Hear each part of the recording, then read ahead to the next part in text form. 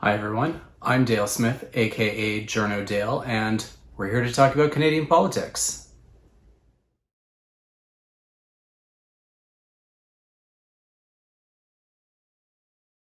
It's time once again to take your questions, and we are going to start off this week with Martin on the Patreon, who asks, does the experience of the current parliament suggest that minority governments in Canada's federal parliamentary system are unworkable?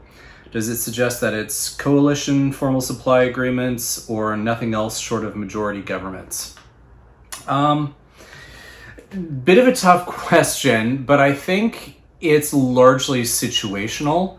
Um, Partially, I think it's because the dynamics have become fairly polarized, much more so in the recent decade or so than they have been in previous decades. So that makes hung parliaments a lot more fractious and much more concerned with point scoring and things like that than they might otherwise have been. There's a little less camaraderie, a little less collegiality, and that changes the dynamic, and it makes it less worthwhile for parties to feel like there's something to be gained in cooperation than there is in kind of the headbutting and or as we've seen in this the last few months, procedural warfare. I think in the current parliament, it's been exaggerated because the Conservatives came in with this notion that they won the popular vote, even though that's not a real thing in Canada. So therefore, they had some kind of a mandate to be that much more disruptive or so on. And it made things a lot, I think that contributed to the toxicity of the environment. I know a lot of people like to point to, like to think that hung parliaments are going to be great because it's going to force the parties to work together and it's going to, cooperation. But it's never been my experience in the many years that I've been covering our parliament now. And I've been through 4, I think, minority parliaments at this point, thereabouts. So I think that's part of it. I know there's a lot of talk about, well, it was so great in the 50s and 60s when we got all this stuff done in these minority parliaments, but that was also indicative of the times. There was a lot of social change happening, a lot of change with the way the state operates, with the rise of single payer healthcare, things like that. And that, I think, is more why stuff got done in the 60s than gets done in current hung parliaments. And we've seen them work more or less okay in some of the provinces. BC recently, New Brunswick to a great extent. And it was kind of crass electioneering that brought those particular situations to an end with an election that the governments felt they could get majorities in, and turned out to be correct. So I think it's a lot of calculus. I think there is the potential for future minor or hung parliaments where there could be supply agreements or so on in order to try and extend the life of them, but those come with costs as well to both sides. So it's not something that I think I've got an easy answer for, but I think more than anything, I just think we need to be a little more realistic about what these are like, and to stop expecting that if it's, or counting on hung parliaments in order to somehow get more cooperation, or in the hopes that, say, the NDP can extract more promises or so on. I just find that particular sense of optimism to be a little bit misplaced, but maybe I'm getting cynical in my older age. Our next question comes from Faye Hansen on Twitter, who asks, do I have an idea how much the Conservatives and Liberals each have in their war chests ready for a fall election, if that should be called?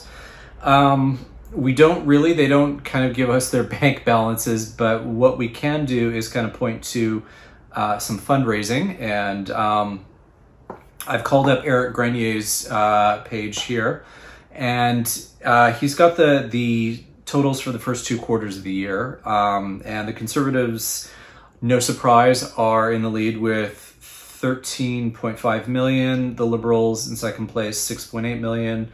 The NDP, 3.2. Greens, 1.3. Bloc, 685,000.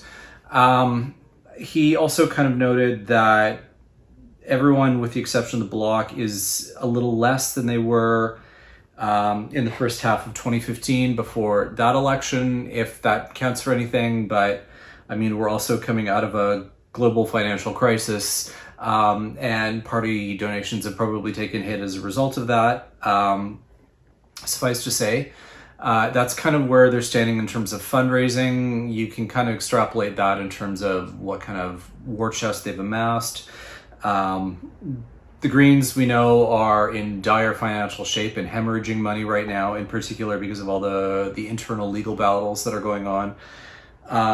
So we'll see. Raising the most money does not guarantee victory, as we've seen in the last couple of election cycles. But that's kind of where they're standing. Our next question is from JCC White on Twitter, who asks, do all MPs have to disclose their assets and holdings, or is that just ministers? And they do need to have certain kinds of disclosures to the Conflict of Interest and Ethics Commissioner. According to his webpage, when MPs are first elected, they need to prepare a disclosure statement that has information on their assets, liabilities, outside activities, and other interests for themselves and immediate family members. And then going forward, they need to make annual updates to that, as well as let them know within 60 days of material changes. They need to let them know gifts or benefits they get, sponsored travel, and recusals. So if they are prohibited from participating in a debate or voting on a question they have a private interest in, they need to let the commissioner know about that. So those are the kinds of disclosures that MPs need to make. There are similar disclosures for senators on their own side with their own particular ethics code and their own ethics officer on their side as well. So that's what they need to disclose. Our final question this week comes from Zelda Silver, who asks, when will we have fresh dynamic leadership in Canada?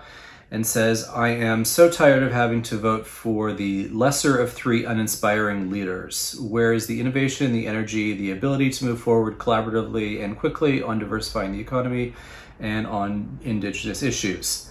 That one, with the obvious caveat that I don't have a crystal ball and can't tell the future, what I can say is, if there are these young, dynamic, inspiring leaders out there, the first thing they're going to need to do is learn how to organize, because that is how you get ahead in politics. You need to be able to organize to win leadership positions, and need to organize to win elections, and you need to be able to organize to galvanize your particular movements around your ideas and your innovations and so on. And that's obviously the hard part, but that's really what it comes down to, is the ability to organize. And I think there are young, dynamic leaders out there who are waiting to step up to the challenge. But yeah, I think that's what we just need to remember, is that organization is the key to how you get ahead in politics. And you can't just, win at social media and expect that to carry into the ballot box. It doesn't tend to work that way. And that's why you need the organization, you need the ground game, you need the ability to mobilize volunteers, fundraise to a great extent. But it all comes down to organizing. And that's kind of the key to how this works. And it's the key to the kinds of things we need to do if we're going to change the way things are operating in our system currently. And that's what it essentially comes down to, is out organizing the other guys, the guys who are currently in there. And we'll see if these leaders of the future who are out there will be able to manage that. And that's everything for this week. Thanks once again for all of your questions. I'm Dale Smith. That's at journo_Dale on Twitter. And don't forget to like the video, share, subscribe, and support us on Patreon. Thanks, everyone.